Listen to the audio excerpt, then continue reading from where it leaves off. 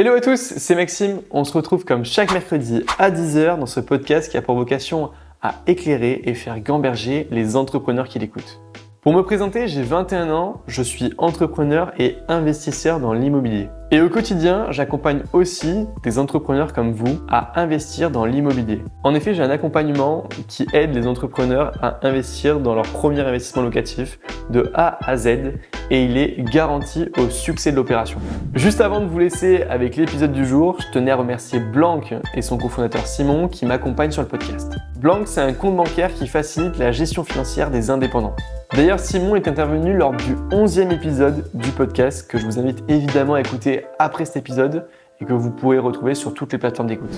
Vous êtes aujourd'hui des dizaines d'auditeurs à avoir testé Blanc et à en être pleinement satisfait, à avoir une application qui vous aide sur votre gestion financière au quotidien et je vous remercie d'ailleurs pour les retours que vous nous avez faits.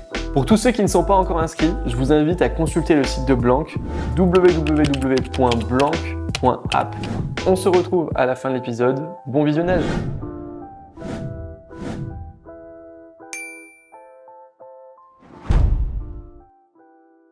Et on se retrouve avec Joris. Merci Joris d'avoir accepté mon invitation.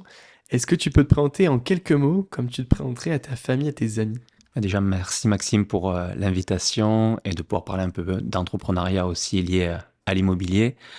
Présenter simplement en 3 points. Donc, Joris Crouzil, toulousain, ingénieur chimiste de formation et également multi-investisseur donc immobilier sur cette partie-là et entrepreneur, chef d'entreprise depuis maintenant 2 ans. Et on va y venir juste après. Dans la deuxième partie du podcast, on va voir qu'est-ce que tu as monté, comment aujourd'hui tu travailles dans l'immobilier, dans toutes tes entreprises que tu gères. Mais si on revenait quelques années en arrière sur ton parti enfance, éducation, est-ce que tu peux nous dire qui était Joris quand il était adolescent? Ok, adolescent, j'étais donc côté éducation, côté école, un petit peu la personne qui a pas mal de facilité à assimiler les choses, assez intéressé par toutes les matières un petit peu scientifiques, de réflexion, et également la personne qui allait aider et filer un coup de main aux autres. C'est-à-dire que souvent, comme j'avais un peu de facilité, je pouvais finir un petit peu avant, et j'avais toujours eu ce côté de pouvoir donner un coup de main aux potes. Je me rappelle en prépa, au final, c'est les potes qui venaient chez moi et on faisait les devoirs ensemble, entre guillemets, on s'entraidait là-dessus. Donc toujours eu cette vocation de pouvoir un peu aider. Et ensuite, sur le fil des études, j'ai toujours essayé de garder une voie sans m'enfermer dans un domaine spécifique, c'est-à-dire de toujours laisser un peu le choix et l'ouverture derrière pour un futur métier en me disant j'avance dans mes études et au fur et à mesure, en fait, j'essaie pas trop de me spécialiser pour que Tu derrière... savais pas forcément ce que tu voulais faire à cette période-là quand tu es adolescent, t'as pas un rêve en tête de métier ou quoi? Non, même pas. Toujours me dire, j'avance. Et en fait, on avait à l'école, maintenant ça change un petit peu avec l'alternance, mais en fait, on se rend compte qu'on sait rien du tout du monde de l'entreprise. Et je me suis toujours dit que l'école allait juste m'apprendre une méthode de travail, de réflexion, et qu'ensuite, après, mon idée, c'était de pouvoir l'appliquer, peu importe le domaine que j'allais faire en final, mais mon expérience sur place, en fait, quand j'allais démarrer. Très bien. Est-ce que tu as des passions pendant cette période de collège, lycée qui t'ont porté pendant ton enfance? Toujours le sport, Ouais. esprit un peu compétiteur, depuis jeune, que ça soit en collectif, pas mal de foot depuis tout petit, en individuel du tennis, Ouais. également un petit peu d'équitation. On l'a vu au paddle. Hein. Exactement. Il se laisse pas faire, Joris. Hein. Exactement. Les marques reviennent, C'est même clair. après quelques années. Mais exactement, toujours ce côté un petit peu sport compétition, mais esprit d'équipe aussi. Tu vois, le côté aussi sport co que sport individuel. Et pas mal de voyages. Alors, j'ai voyagé avec mes parents principalement en France, en Europe. Et beaucoup de randonnées, de pleine nature, paysages, etc. Donc vraiment ce côté extérieur, hyper passionnant que je garde encore aujourd'hui. Et on voit souvent que tu pars en voyage sur ton temps libre, puisque tu es devenu libre, on va y venir juste après, grâce à l'immobilier. Et tu peux partir souvent avec un sac à dos, avec des paysages magnifiques, sur des trucs des voyages très simples, hein, finalement, C'est ça. très proches de la nature. On va y venir juste après. Est-ce que tu peux nous parler un peu de ton rapport avec l'argent sur cette période-là? Enfance, adolescence, souvent c'est quelque chose qui motive, c'est un leitmotiv chez des entrepreneurs que j'ai dans le podcast. Il y en a souvent qui ont eu des difficultés financières ou alors qui ont eu une aisance financière quand ils étaient jeunes. C'était quoi, toi, ton rapport avec l'argent? Alors, un petit peu l'entre-deux. C'est-à-dire que j'ai pas forcément vécu une enfance difficile côté argent ou trop facile là-dessus. Pas de famille ou de parents entrepreneurs qui avaient déjà cet état d'esprit, même si mon père, je pense, l'avait un petit peu puisqu'il avait fait quelques investissements, achats immobiliers. Ok. Donc pour moi, c'est déjà de l'entrepreneuriat aussi, de créer quelque chose pour soi. Mais par contre, toujours eu cette notion de pas dépenser plus que ce qu'on a, toujours faire attention entre guillemets et d'anticiper. Il y a toujours eu ce côté un peu anticipation en disant tiens, par exemple, dans 3 mois, je vais partir voyager là, on part en vacances, etc. Peut-être de faire attention sur les mois d'avant, de pas forcément dépenser plus parce que sinon, on se prive entre guillemets Donc de déjà une quelque bonne chose. gestion financière, ils t'ont un peu inculqué ça, tes parents, tout au long de ton éducation? Exactement. Pas Ok. forcément d'obligations, de choses comme ça, tu vois, mais dans leur propre gestion à eux. Et comme tu dis, on s'assimile aussi à nos parents, à ce qu'ils font. Ce côté-là de dire, voilà, ça, on va peut-être pas forcément le faire. Ou même, j'ai travaillé, entre guillemets, assez jeune, l'été, en stage d'été, etc., pendant un mois. Et donc, rapidement, dès 15-16 ans, tu commences à toucher ton premier salaire et à savoir un petit peu l'utiliser à bon escient derrière. Ok. Est-ce que tu peux nous parler un petit peu aussi de ton parcours scolaire pour comprendre comment t'en es arrivé là, aujourd'hui à être entrepreneur et avoir quitté le salariat, mais comprendre voilà, tout ton parcours scolaire jusqu'au salariat? Alors, pour revenir un petit peu en arrière, bac scientifique classique. Directement, j'ai intégré une classe préparatoire pour école d'ingénieur. Ok. J'intègre une école d'ingénieur chimie au sens large avec plusieurs spécialités. Je me spécialise en génie des procédés chimiques, donc c'est un petit peu tout ce qui est transformation chimique, donc un peu grosse usine, pilotage d'usine, etc. Mais toujours dans une vocation de ne pas m'enfermer là-dedans. En dernière année, je fais une spécialisation gestion de projet, Ok. qui là peut s'appliquer à tout, pilotage financier, pilotage planning, gestion d'équipe, juridique, fiscal, etc. Un petit peu du condensé en 6 mois, hyper intéressant, avec beaucoup de conférenciers d'entreprise. Donc là, ça change un peu du prof classique, donc hyper inspirant. Et donc voilà, parcours scolaire, diplômé donc en 2012, ingénieur chimie et gestion de projet. Dans ce que tu fais aujourd'hui, je fais une petite aparté, mais est-ce que ça te sert, ce que tu as appris, tu vois, en classe préparatoire, ce que tu as appris en école d'ingé, etc. Est-ce qu'il y a des choses dont tu te sers aujourd'hui au quotidien? Alors, techniquement, non, mais sur le fond, oui, dans le sens où, en fait, moi, je considère que tout ce qu'on apprend en école d'ingé, c'est en fait d'avoir un problème avec des hypothèses qu'on doit résoudre. Et en fait, c'est un petit peu toute la vie. Tu as retransposé finalement ce que tu C'est avais ça, appris, mais sur la forme plus que sur le fond, puisque le fond c'est c'est ça. totalement différent. Il n'y a rien à voir entre la chimie et l'immobilier, même avec certains cas de personnes plus compliquées Des dans champignons. l'immobilier. Ouais, c'est ça. De certains projets qui peuvent être un peu plus difficiles, mais tu as retransposé la forme pour l'adapter à ton modèle aujourd'hui, où tu te sers donc de ces études-là. Parce qu'il y a beaucoup d'auditeurs qui sont dans cette période où ils savent pas s'ils continuent un peu les études, s'ils se lancent, etc. Toi, tu es allé au plus loin, tu as fait du coup un master Exactement, c'est c'est l'équivalent d'un master? équivalent d'un master bac plus 5.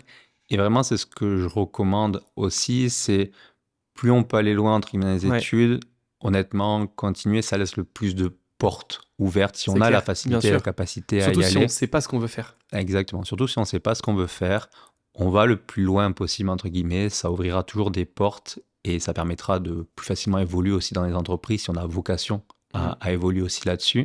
Et comme tu disais, ça m'a beaucoup servi, ça me sert toujours au quotidien de toujours me dire, OK, j'ai un problème, quelles sont mes hypothèses et la réflexion de trouver une solution Ouais. au final. Ok, ça marche. Une fois que tu termines tes études, tu te lances pas directement dans l'entrepreneuriat, tu te lances dans le salariat. C'est quoi un peu tes premières activités et pourquoi tu choisis cette voie-là? Pourquoi je choisis cette voie-là? Parce que j'en connais pas d'autres. Ok, c'est une bonne réponse. Honnêtement, comme je disais, pour moi, l'entrepreneuriat, c'est vraiment venu il y a 2-3 ans. Mais à cette époque, donc en 2012, diplômé, donc ingénieur chimiste Toulouse, je me dis, il faut que je trouve un boulot, je rentre dans une entreprise, je fais mes preuves, et après, pareil, ça me laisse toujours le choix d'aller après choisir derrière. Mais je sais qu'entre guillemets, je vaux rien sur le marché du travail, à moi d'aller prouver quelque chose sur le terrain. Donc, je suis appelé par une entreprise consulting à Paris qui me dit, bah, écoutez, on est vendredi, il y a une mission qui commence mardi.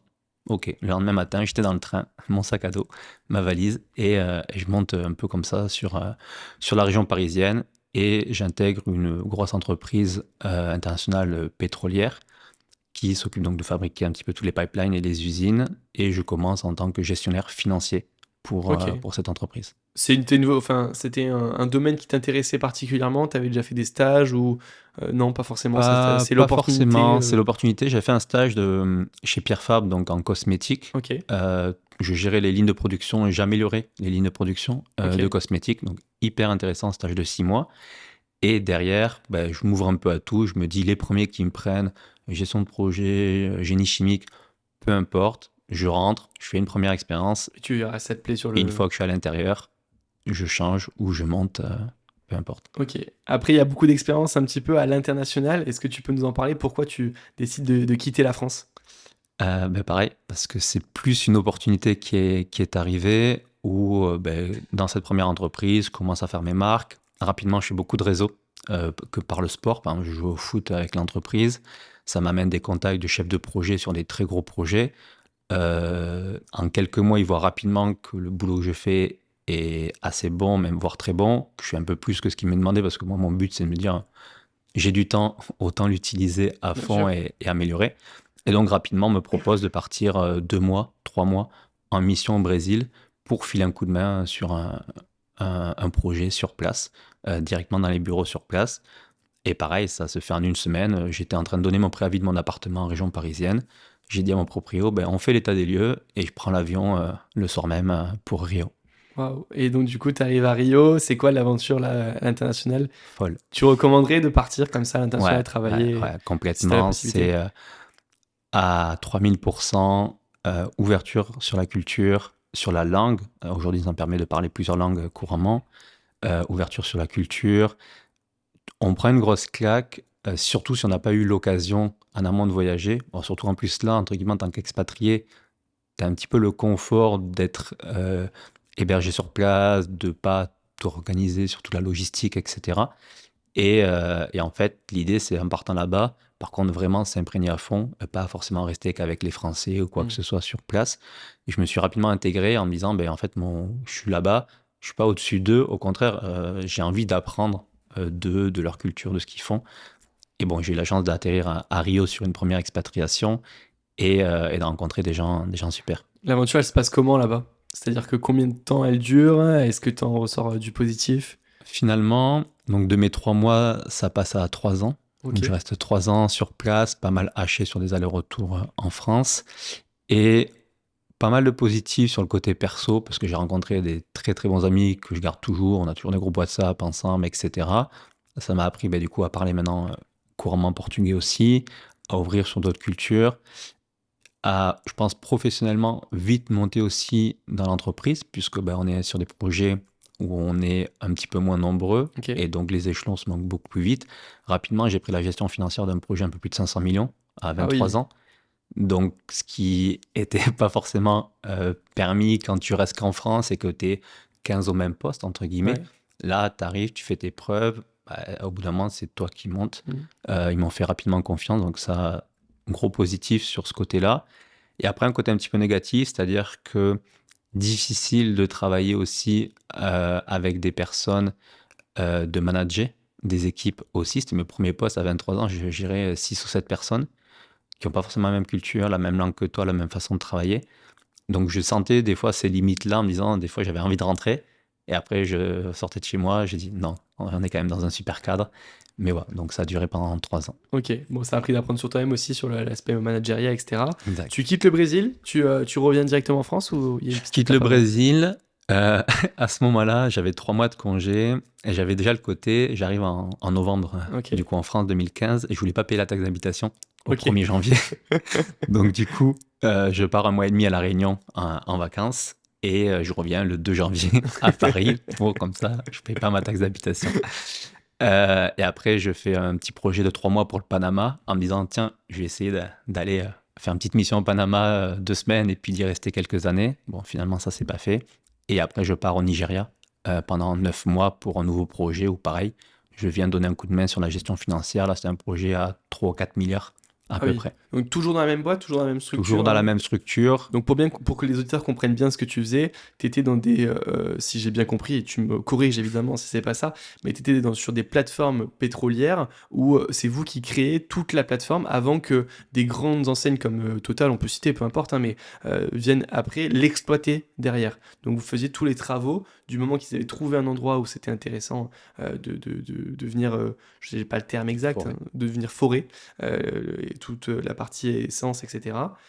Tu venais après, toi derrière, faire tous les travaux clés en main. Exactement, c'est ça. Ok, En fait, l'entreprise prenait du puits, faisait l'extraction et ensuite pluguait, comme tu dis, toute la partie vraiment de travaux. ok, Et ensuite, on rendait les clés à Total, Eni, etc. ouais, Et après, ils exploitaient. ok. Et ça dure combien de temps sur des projets comme ça Les projets, il y a une grosse phase souvent de qualification, d'études, Ouais, d'estimation, etc. Une fois que le projet est en exécution, entre l'engineering, donc le début des études, jusqu'à vraiment le démarrage pré-commissioning, tu as entre 1 et 3 ans, à peu ok, près, de projet. ouais, Donc, mais souvent, sur des gros projets, c'est plus long, mais les équipes tournent au bout de 2-3 ans parce que tu as fait un petit peu le tour du projet. ouais. Et donc, l'idée, c'est de passer aussi à autre chose. Ouais, tu vois pas forcément l'aboutissement, mais c'est toi qui as commencé et l'équipe après C'est prend le ça. relais. Ok, comment ça se passe aussi ta période un peu donc au Nigeria et comment tu reviens du coup après à Paris? C'est quoi un peu cette aventure-là dans un nouveau pays? Très différente. Très différente. Honnêtement, on était un peu enfermé sur une presqu'île. Ok. Pour sortir de chez soi, même 5 minutes, on n'avait pas le droit de marcher à pied dehors. Parce qu'en Par fait, rapport à l'insécurité qu'il y avait? en fait, c'est aussi que les entreprises sont 10 000% responsables de toi quand tu envoies à l'étranger. Donc, en fait, sécurité était fois 10 par rapport à ce que tu pourrais ou devrais avoir finalement quand tu Ouais. es réellement sur place. Donc, elle sécurise au maximum. On avait donc du coup un chauffeur qui nous ramenait du travail alors que c'était à 3 minutes en voiture, donc des choses un petit peu aberrantes. Par contre, j'ai pu faire pas mal de sport, d'équitation aussi, puisqu'on avait des endroits où on pouvait facilement aller aussi là-dessus, assez aménagé. Mais je me suis dit, de toute façon, c'est 1 an, maxi, 9 mois. Je savais qu'en fait, en allant là-bas, ça faisait un déclic aussi au niveau de la boîte en termes de montée de grade, parce qu'il fallait faire un peu ta pige en Afrique, entre guillemets, en expatriation en Afrique, pour ensuite pouvoir monter de grade dans l'entreprise. Ok, c'est comme ça que ça se passait. Tu rentres du coup après en France avant de repartir en Égypte, je crois, et t'en termineras sur ça, sur tes projets de salariat. Tu peux nous expliquer rapidement comment ça s'est passé? Exactement. Donc, du coup, je rentre en France Ouais, à ce moment-là. Donc, c'est à peu près fin 2017. Je rentre en France et à ce moment-là, l'objectif, c'est de me dire, je sors du gestion financière et je passe sur la gestion de planning. C'est le même business unit, hein, c'est gestion de projet global, mais plus gestion de planning, un peu plus technique, un peu plus intéressant intellectuellement aussi. Je passe là-dessus. Là, c'était un projet en Égypte où on installait pareil des pipelines en mer, donc des bateaux qui installaient, mais le projet se fait depuis la France. Mais au bout de 4-5 mois, je m'ennuie. Rester dans un bureau, c'est pas forcément fait pour moi. Quand tu as voyagé pendant 4-5 ans, revenir à Paris, etc., c'est pas le top. Donc rapidement, j'ai demandé, bah, écoutez, si vous avez une mission sur un bateau, alors que c'était pas du tout mon taf, ça me chauffe parce qu'il faut que je bouge. En fait, juste, il ouais. faut que je bouge. Et 3 semaines après, ils m'ont dit, bah, écoute, go, vas-y, un bateau, y a personne, on n'a personne dispo pour aller dessus. Tu y vas, il y a 80 personnes à gérer, et tu vas gérer le bateau pendant 3 semaines. Ok, et donc là, tu gères quoi? C'est quoi tes missions exactement? Les missions, c'est faire le point relais entre la France et du coup Ok, le bateau. C'est-à-dire qu'en gros, ben, la France, ou ce que je faisais quand j'étais en France, déterminer le planning au jour mhm, le jour, ce que va faire le bateau, etc. Et concrètement, le transposer sur le parti technique. Ok, est-ce que le bateau peut réellement le faire? Est-ce qu'on n'a pas une panne mécanique, etc. mhm. Donc coordonner un peu les équipes, équipe mécanique, équipe navire, toute la logistique de la nourriture, la logistique des transferts une fois par semaine en hélico des personnes qui rentrent et qui ressortent du bateau, toute la gestion donc des passeports, etc., de la douane. Bon, on a à peu près entre 150 et 200 mails par jour à traiter d'actions pour faire en sorte qu'en fait l'idée, l'objectif, c'est le bateau il avance et on a des reportings quotidiens sur ce qu'on fait et qu'on a envoyé aux clients aussi derrière. Waouh, ouais, donc c'est beaucoup de travail, j'imagine. Ça doit être assez soutenu. Exact. Qu'est-ce qui fait que tu commences à t'intéresser à l'immobilier quand tu reviens en France? Comment tu as le déclic finalement de te dire l'investissement locatif, ça peut être rentable, ça peut être intéressant? Le premier déclic, c'était me dire, j'ai un petit peu d'argent de côté de mes expatriations, 20-25 000 euros, pas une grosse somme, mais un petit quelque chose. Et je m'étais jamais forcément intéressé à du placement derrière. Et à côté de ça, le deuxième déclic, c'était de me dire, bon, c'est super cool ces expériences, mais en fait, je suis quand même dépendant de quelqu'un pour ces expériences-là. C'est-à-dire que si demain j'ai envie de repartir au Brésil, repartir dans un pays un petit peu tout seul là-dessus, bah ok, pendant 6 mois, un an, j'ai plus de revenus, j'ai rien qui tourne, etc. Je dois me débrouiller par moi-même, je paye tout moi-même. Donc je me suis dit, il faut que je commence à peut-être préparer quelque chose pour me dire que peut-être dans 3-5 ans, je pourrais me mettre à mi-temps, voyager 6 mois de l'année, et les 6 mois qui restent, bosser en freelance et compenser, et que l'immobilier, sur les 6 mois où je voyage, permet d'avoir des revenus complémentaires. Donc ça, c'était un peu l'objectif au début. Et l'immobilier, au final, comme je disais, mon père ayant déjà fait quelques investissements, achats immobiliers il y a 15-20 ans, mais naturellement, on en a discuté, j'ai vu un petit peu ce qu'il faisait, je voyais que ça marchait, je me dis, écoute, ça n'a pas l'air déconnant. J'ai posé les chiffres un peu sur la table, je dis, en fait, on achète, la banque elle nous prête, et le locataire rembourse la banque. Techniquement, c'est ça. Et au bout de 5-10 ans, même si ça nous rapporte zéro tous les mois, au bout de 5-10 ans, ça a pris de la valeur, on a remboursé une partie du bien. Et en fait, on s'est créé quelque chose presque avec 1 euro, avec Ouais. quasiment rien. Ok, donc tu étais à la bonne période aussi 2018 où ça commence ça. plutôt très bien. C'est quoi tes premiers investissements? Comment ça se passe? Premier invest, un appartement T3 sur Ouais. Toulouse. On trouve ça rapidement sur le bon coin, on pose les chiffres. Le lendemain matin, à 8h du mat, on visite. À 8h30, on fait une offre d'achat. Parce qu'on avait vraiment analysé en amont Ouais. le secteur et le bien. On s'est dit, je vais poser tous les chiffres. Il n'y a pas de loup, c'est un appartement, il n'y a même pas un rafraîchissement à faire. On le met en location, bim, ça se rembourse, ça tourne, c'est simple, et on passe à autre chose en fait. Ok. Tu t'étais formé ou tu t'es fait accompagner avant de te lancer dans l'immobilier? J'ai acheté un livre qui s'appelait sur les SCI, Ouais. assez technique. Je crois que je l'ai dû le lire 3 fois pour vraiment comprendre ce qu'il y avait à l'intérieur, puisque on a investi du coup avec Ouais. mes parents en premier et ma petite sœur, donc rapidement du coup créer une SCI. Et donc je voulais comprendre pour pouvoir discuter avec le notaire et comprendre ce que le notaire allait faire dans la rédaction des statuts aussi. Ok. Alors que foncièrement, honnêtement, est-ce que ça sert vraiment de connaître tous les montages fiscaux SCI, SAS, LMNP, etc. pour se lancer dans l'immobilier? Non, honnêtement, non. Non. Il faut avoir des Là-dessus, petites connaissances. connaissance, en fait, ça m'a juste permis de comprendre un petit peu les grandes lignes, ce que c'était. Et ça me permettait de me dire, tiens, je pourrais aussi challenger le notaire sur certains points. Bon, au final, rédaction des statuts, c'est entre guillemets assez simple, Ouais. surtout quand tu es en famille, etc. Et donc voilà, ça m'a pas forcément formé, mais par contre, j'ai pris l'expérience de mes parents sur les premiers invests pour comprendre un peu les chiffres, qu'est-ce qui rentre, qu'est-ce qui sort, taxes foncières, comment on déclare aux impôts, etc. Ouais. Comment ça fonctionne un petit peu, pour me dire, ok, ils l'ont fait, de toute façon ça marche, donc on a juste à dupliquer quelque chose et on est tranquille derrière. Ok. Tu enchaînes sur quoi? Puisqu'il y a quand même pas mal de lots qui se sont faits en quelques années. J'imagine que tu n'as pas enchaîné qu'avec des appartements. C'est quoi la stratégie à ce moment-là que tu mets en place? C'est quoi ton objectif? Jamais d'objectif.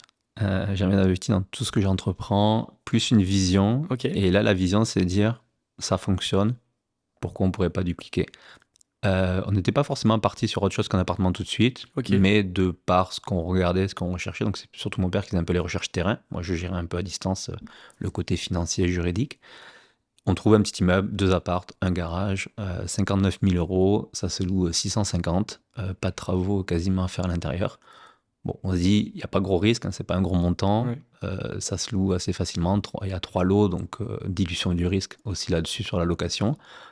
Bon, mais vas-y, go, on y va. Donc on achète ça, et après petit à petit on est passé à des immeubles entre 3 et 5 appartements.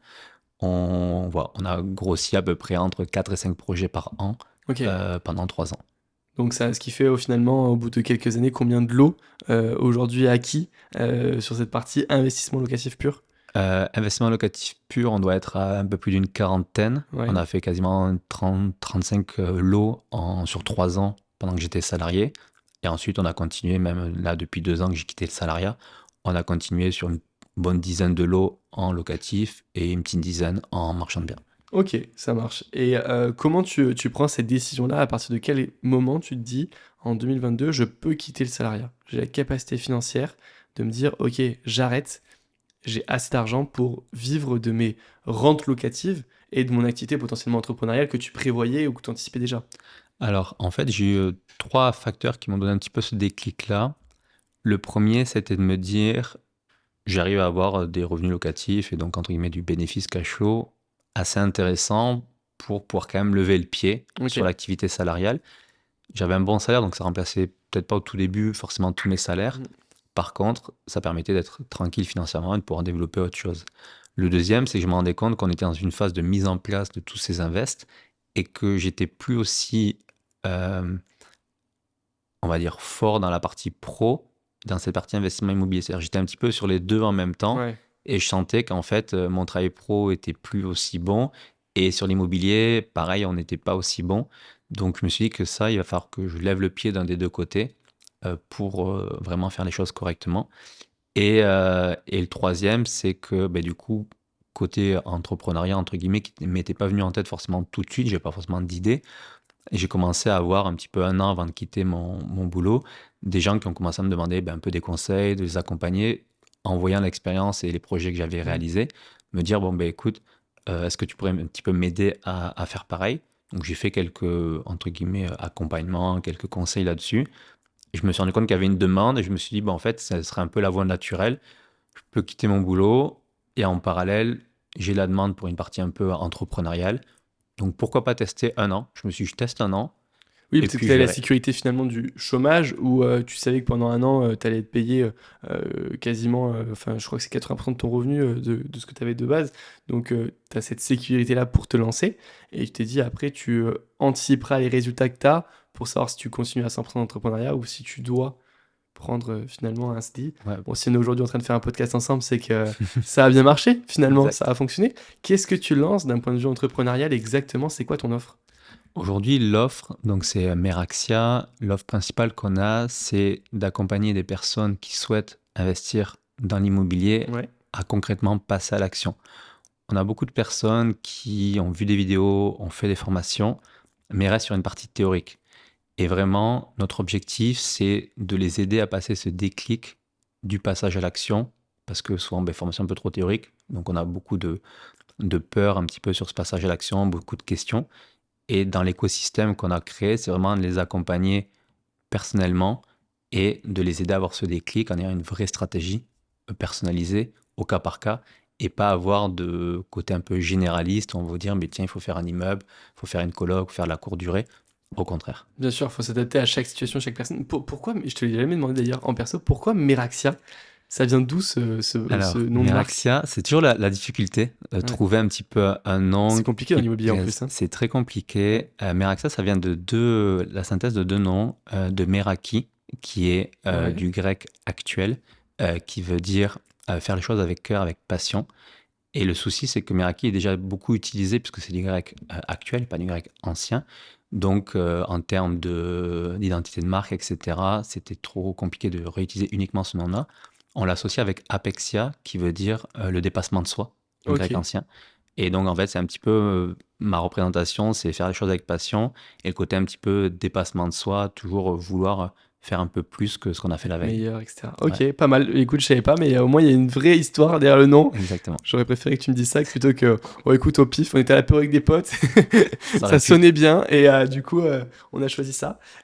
Combien t'accompagnes de clients depuis donc 2022 que tu as lancé ce projet-là? Combien t'accompagnes de clients et comment ça se passe en termes je te contacte demain, je veux que tu me fasses un accompagnement, je veux investir dans l'immobilier. Comment ça se passe pour moi? Voilà, combien de clients, combien de temps tu passes avec eux, etc. Ok. Donc aujourd'hui, depuis 2 ans, on accompagne un peu plus d'une centaine de clients avec quasiment plus de 70% de réussite. Énorme. Et ça, c'est notre seul axe de développement, c'est la réussite de nos clients. Pourquoi? Parce qu'on a vraiment cette, comme tu dis, cette offre et cet argument de dire notre objectif, c'est de les faire passer à l'action. Concrètement, comment ça se passe? En fait, on vient résoudre trois problématiques principales.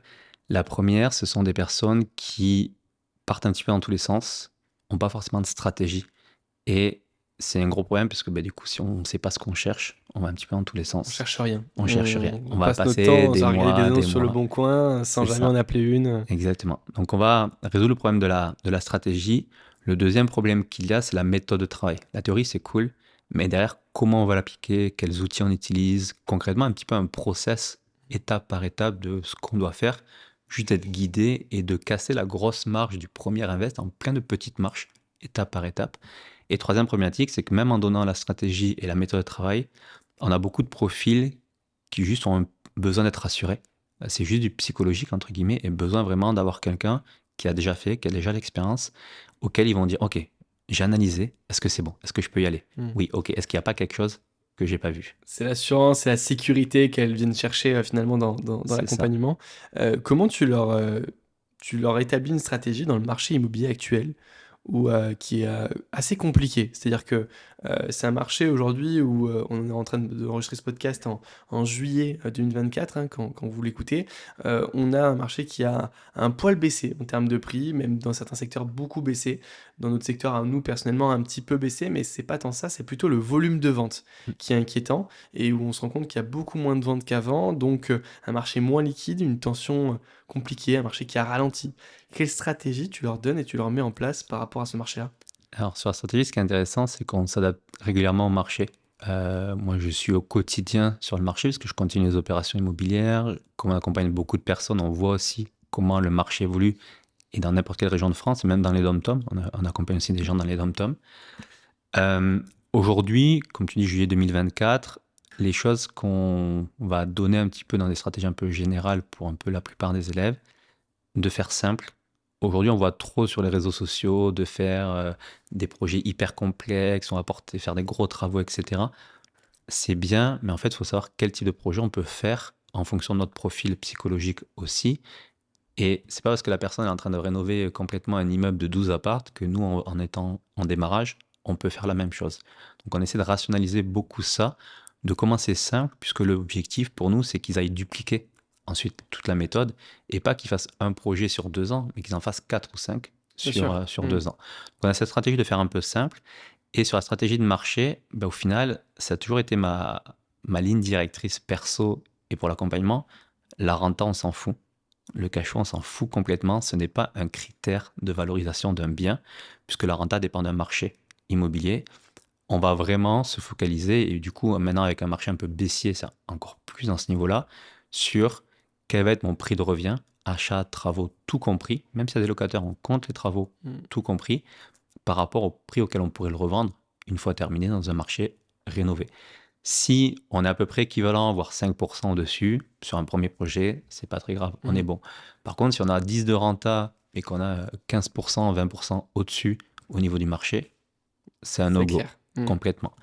Et vraiment, on essaie de garder cette direction-là, parce que peu importe le marché, au final, l'objectif, c'est qu'à n'importe quel moment, s'ils ont besoin de vendre, ils pourront vendre et ils perdent pas d'argent. Et donc, on va vraiment s'orienter sur ça. C'est quoi l'erreur que tu vois, l'erreur première que tu vois chez les personnes que tu accompagnes, où tu te dis, et les auditeurs qui nous écoutent aujourd'hui, qui veulent se lancer dans l'investissement locatif, pourraient déjà gommer cette erreur-là? Se comparer aux autres. Ça, c'est une très, très grosse erreur. Se comparer aux autres et ne pas se remettre en question. Notamment, donc, se comparer aux autres, c'est un peu ce qu'on parlait tout à l'heure, de dire, mais tiens, lui, il a fait ça, je vais faire ça. Ouais, on voit sur les réseaux, il a fait une LCD, il dit qu'il y a 15% de rendement, mais il n'a pas expliqué tout à la vacance locative, il n'a pas pris en compte certains trucs. C'est ça. Et quand on creuse bien, finalement, on voit, et je sais pas, j'ai une théorie, et je vais revenir sur la question juste après, mais j'ai une théorie où pour moi, tous les investissements, finalement, sont égaux et s'égalisent par rapport au temps qu'on va y mettre, à l'argent qu'on y investit et au risque qu'on prend. Si tu prends cette équation-là et que tu calcules tous les investissements par rapport à ça, on arrive tous à la même rentabilité exactement. C'est juste quel risque tu es prêt à prendre, quel argent tu as été prêt à investir dans le projet et quel temps tu as à gérer. Parce que tu peux avoir des projets à 15% de rendement à LCD, mais où il va falloir aller faire le ménage et être réveillé à 23h parce que la clim ne fonctionne pas, ou sinon la balle Néo nouvelle génération que tu viens d'installer fait plus de bulles. Donc il va falloir aller mettre un petit coup de gaz dans la balle Néo pour que le couple qui vient d'arriver puisse s'amuser, quoi. Donc c'est pour moi cette théorie-là. Qu'est-ce que t'en penses d'ailleurs de ça? Tu m'as enlevé les mots de la bouche. Euh, Tant mieux. Honnêtement, en fait, ce qu'on va aussi en termes de direction, c'est le ratio temps, énergie, argent. Plus on va chercher de rentabilité, peu importe le domaine, immobilier, bourse, etc., Entrepreneuriat, tout, hein. plus il y aura de risques. C'est normal. Quel risque déjà vous êtes prêt à prendre? Et surtout, en fait, il y a un risque qui est très peu énoncé, c'est le risque temps. Pour moi, c'est un gros risque, entre guillemets, c'est-à-dire tout ce qui va être colocation, location courte durée. Oui, tu auras plus de rendement, mais par contre, tu vas y attribuer plus de temps. Et en fait, c'est toujours se dire quelle est la valeur de mon temps, surtout quand on démarre et qu'on a une activité en parallèle de salarié d'activité Bien sûr. principale, c'est de se dire pareil, en fait, est-ce que vous voulez faire un seul projet en un an parce qu'il faut gérer toute la location courte durée, les entrées, les sorties, etc. Ou est-ce que finalement, je préfère démarrer simple et en un an faire un deuxième, voire un troisième projet. Et au final, comme tu dis, pour moi, le rendement net, risque, temps, argent, il est équivalent sur tout type de location parce que, ok, en courte durée, on va faire là, tout le monde va arriver parce qu'on est en juillet 2024, donc tout le monde met les résas qu'ils ont pendant l'été. Bien évidemment, personne ne va mettre les résas qu'ils ont en novembre ou en février où tout était complètement vide. Ouais. Donc quand tu lis sur l'année, déjà, tu es quasiment équivalent. Et en plus, comme tu dis, quand tu enlèves tous les frais de consommables, d'électricité, d'internet, de Airbnb, Booking, etc. L'usure du bien aussi, on ne L'usure prend du même bien. pas en compte sur certains Voilà, investissements, mais tout l'usure du ça. bien, il est beaucoup plus important en location Airbnb que sur une location meublée classique d'une maison que tu vas avoir, quoi. Donc Complètement. on est bien d'accord par rapport à ça. C'est quoi ta méthodologie pour gérer tes projets à distance? Parce que on l'a vu sur tes premiers projets, tu nous l'as dit, tu étais donc à distance, tu étais sur Paris et tu investi dans le sud de la France. Comment ça se passait cette gestion-là? Alors, on l'a fait évoluer petit à petit, on l'a créé petit à petit. En fait, c'était tout ce qui nous a aidé à développer ça, c'était juste une question, c'est de me dire, je viens de faire ça, je viens d'aller sur place pour faire ça, comment je pourrais ne plus avoir à le faire? Et donc, on en revient au côté ingénieur et côté réflexion et trouver une solution. C'est de se dire, en fait, par exemple, les premières choses qu'on a fait, c'est faire des visites pour la mise en location.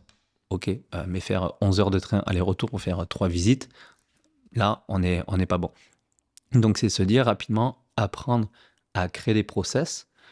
Un process, c'est quoi? C'est qu'un enfant de 5 ans qui sait lire, enfin un enfant à 7-8 ans qui sait lire, pourrait appliquer tout seul, entre guillemets. Donc, détailler vraiment toute la tâche qu'on fait nous, et ensuite trouver la personne adéquate pour pouvoir le déléguer.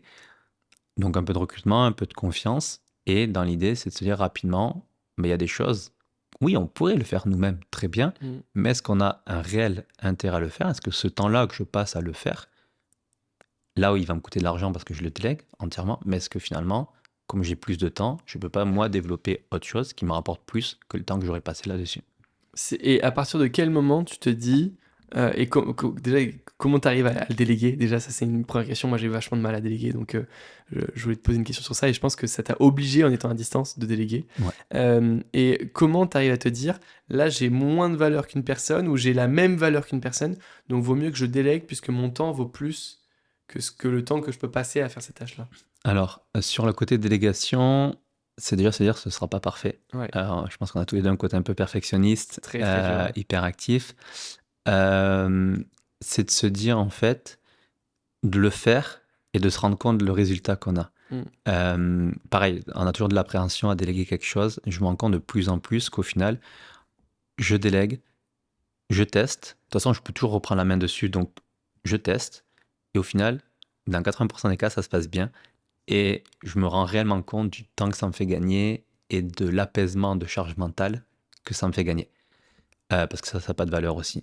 Et après, pour le côté valeur, or ça dépend parce qu'il faut arriver à trouver quelle est la valeur de son temps. Donc souvent sur la partie business, tu vas calculer ton bénéfice à l'année, tu vas diviser par le nombre d'heures que tu as travaillé, ça te donne à peu près ton taux Ton horaire ouais. techniquement. Mais aujourd'hui, entre guillemets, tout ce qui vaut mon côté moins de 100 € de l'heure, je le délègue. Ok, tu t'es mis cette barrière-là et Cette forcément peut-être cette barrière va augmenter au fur et à mesure de tes activités un petit peu qui vont se développer. C'est ça.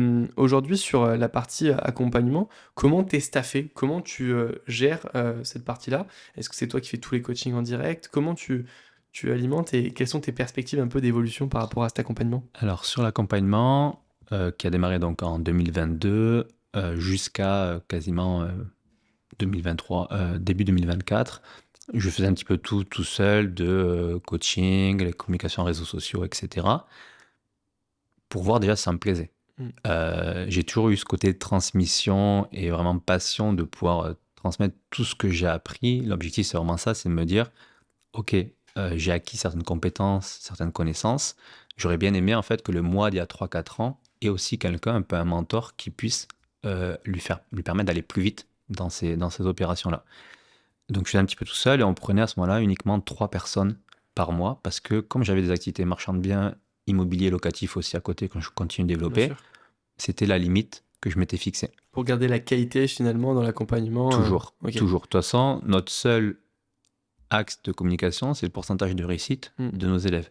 Et donc, toujours se remettre en question, si on en a un sur 10 qui ne réussit pas, le pourquoi, et améliorer un petit peu notre produit. Pour mettre en parallèle, je me permets, Joris, mais 70% de taux de réussite, c'est vraiment énorme par rapport au volume de clients que tu as accompagnés et par rapport notamment à si on compare ça à la formation. Je sais que des vendeurs de formation, j'en signe 3 pour pas juger un, mais Christopher Wangen, Yann Darwin, ou on peut en citer encore un autre, mais Olivier Seban, ou il y en a plein dans l'immobilier, bref, ont un pourcentage de passage à l'action et de réussite qui est entre 3 et 15%.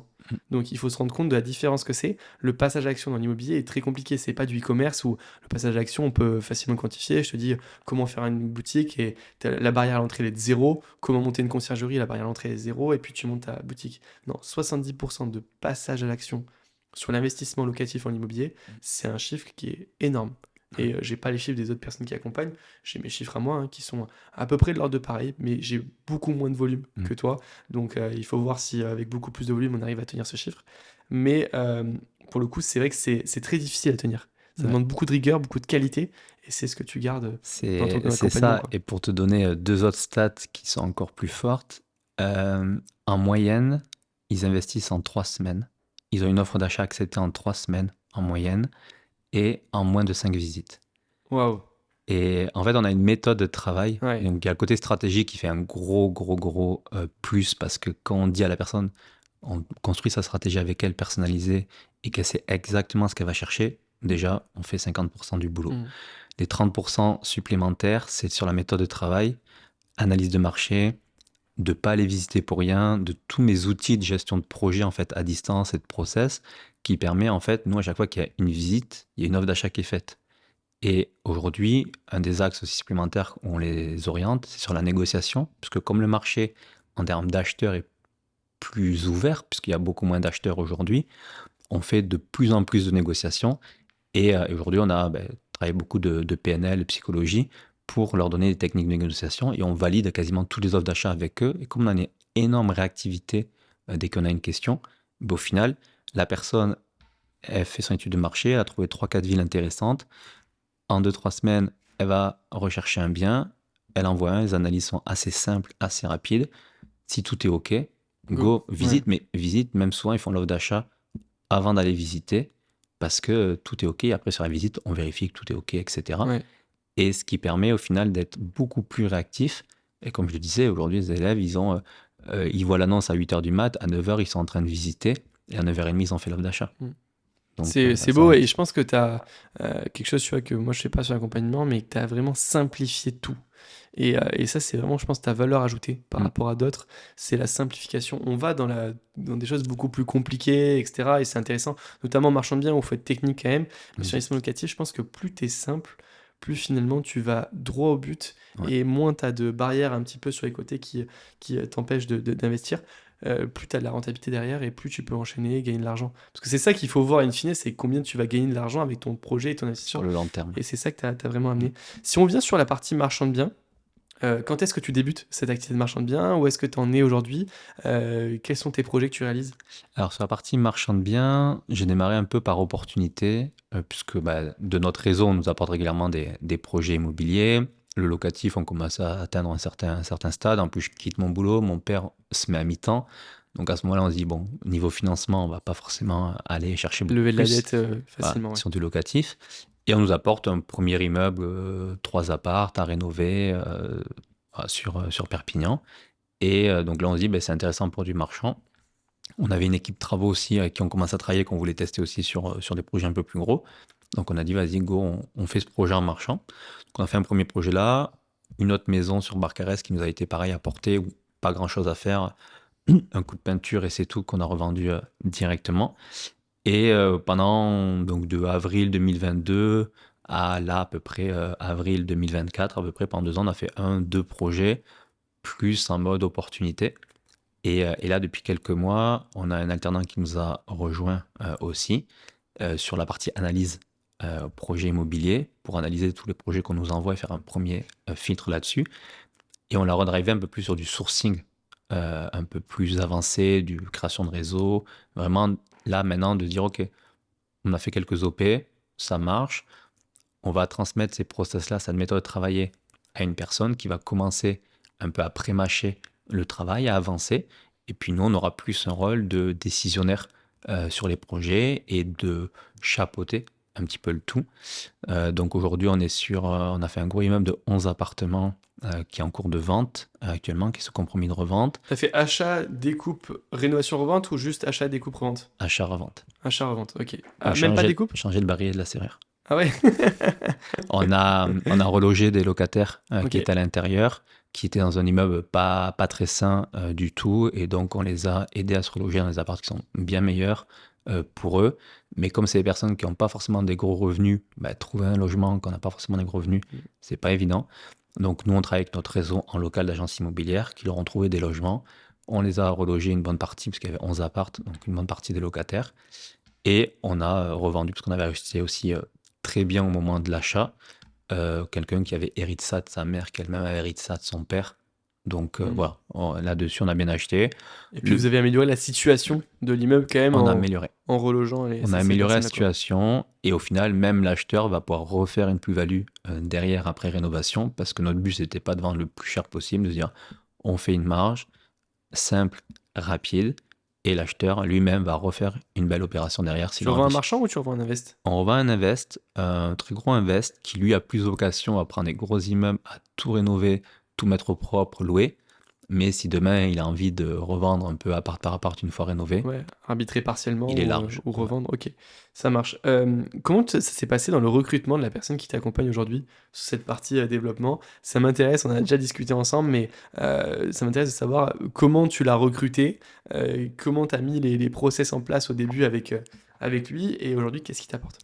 Alors recrutement, en fait, j'ai dit à un ami, tiens, je souhaite recruter quelqu'un pour nous filer un coup de main sur cette partie-là, etc. Plutôt alternant pour voir un petit peu comment ça se passe, former quelqu'un aussi. Et au final, l'ami, 1 heure après, qui est agent immobilier donc et marchand de biens sur Toulouse, reçoit un message sur WhatsApp, sur Insta, en disant, écoutez, je suis jeune alternant, mon alternance me plaît pas, j'aimerais changer, j'aimerais passer un peu agent immobilier avec vous, ça m'intéresse. Mon père gère déjà des biens immobiliers, je gère déjà des biens immobiliers pour mon père. Est-ce que ça vous intéresse? Et cet ami-là, du coup, lui avait déjà staffé le max d'alternants qu'il pouvait prendre avec lui dans l'entreprise. Donc, il m'a montré l'Insta et 3 jours après, la personne démarrait. Parfait, Parce génial. que, en gros, la personne faisait déjà ça, Ouais. de gérer un peu des biens immobiliers. Son père avait déjà investi un peu à l'ancienne comme mon père. Hyper motivé, hyper proactif. Donc, je suis dit, bon, c'est le premier. Go, teste. c'est 1 an. Ouais. Go, on teste et à moi de bien cadrer ce que j'attends de lui, de lui mettre des bons outils en place. Donc, Ça au soit début, profitable, évidemment. il a passé pas mal de temps à tout mettre en place, qu'il comprenne vraiment techniquement l'investissement immobilier, parce que Ok. voilà. Et là, donc, du coup, ça lui permet maintenant d'être beaucoup plus autonome. Magnifique, trop bien. Qu'est-ce qu'on peut te souhaiter, Joris, là, pour clôturer un peu ce podcast, dans les mois, les années qui vont venir? C'est quoi? Alors, t'as pas d'objectif, on a bien Toujours. dit, une vision, mais c'est quoi un peu ta vision et ce vers quoi tu veux tendre? La vision, c'est de toujours continuer d'accompagner qualitativement les personnes sur l'investissement immobilier. On crée de plus en plus d'événements un peu communautaires, des week-ends immersion, des événements en présentiel, parce qu'on se rend compte que ça fait un gros coup de boost aussi pour ces personnes-là, aussi bien pour nous d'ailleurs. C'est vrai, hein? Ah ouais, c'est fou, on en a fait un il y a mi-juin. On est sorti des 2 jours avec 10 000% d'énergie. Et les personnes, donc les coachs qui sont avec moi, qui m'ont aidé à organiser ça, m'ont dit quand c'est qu'on refait le prochain Ouais, direct. Donc vraiment, on va trop bien. plus développer ça. On est en train aussi de développer d'autres entreprises dans l'écosystème de l'investissement immobilier Ok. parce que on a aussi des demandes sur du clé en main par exemple, sur d'autres types d'accompagnement sur investissement immobilier. Moi, j'ai vraiment vocation à ce que n'importe qui en France qui aurait envie d'investir, un besoin d'investir, puisse le faire, que ça soit qu'il fasse lui-même et qu'on l'accompagne en termes un peu de formation, accompagnement, ou de l'aider vraiment à trouver les bons endroits, les bons secteurs pour investir aussi. Donc, voilà, continuer à développer avec passion un peu cette entreprise. Génial. Écoute, pour clôturer le podcast, j'ai 2 dernières questions à te poser. La première question, c'est est-ce que tu aurais un conseil à donner à un entrepreneur qui nous écoute aujourd'hui, un auditeur du podcast, que ce soit un rapport avec l'immobilier, pas de rapport avec l'immobilier, un conseil qui, toi, t'a impacté? Conseil sur ça. T'en as donné pas mal, hein. T'as donné pas mal de beaux conseils déjà. Mais... bien s'entourer. Ouais. Ouais, bien s'entourer et bien stabiliser son business. Ce que je me rends compte aujourd'hui, surtout avec les réseaux sociaux, on en revient toujours un petit peu là, et là sur la partie plus entrepreneuriale, on a tendance à vouloir aller très vite, très fort. Trop vite, trop fort, du coup. Et le problème, c'est que si on n'a pas un minimum de stabilité, on risque d'exploser un peu en vol. Et nous, moi, je pense que c'est ce qui nous a permis aujourd'hui d'être sur la 3e année et d'avoir toujours ce suivi stable et d'avoir, comme tu dis, gardé ces 70% de passage à l'action. Parce qu'en fait, on aurait pu, dès le début, dire je prends 10 personnes par mois. On n'aurait pas été aussi stable qu'aujourd'hui, les bons process en interne. Et vraiment, de dire tout business, garder des moments de développement, mais combiner avec des moments de stabilisation du business pour dire, OK, je fais croître l'entreprise, mais il faut que je puisse assumer d'accueillir plus de clients aussi. Exactement. Ok, merci beaucoup Joris pour ce conseil. Où est-ce qu'on peut te retrouver si on veut échanger avec toi sur l'ensemble des sujets dont on a parlé aujourd'hui? Aujourd'hui, Meraxia, du coup sur Instagram, ou Joris Rousil sur LinkedIn aussi. Ok, merci Joris. Merci Maxime. J'espère que l'interview vous a plu. N'hésitez pas à vous abonner à la chaîne YouTube, à partager, à commenter. Et on se retrouve mercredi prochain à 10h pour un nouvel épisode.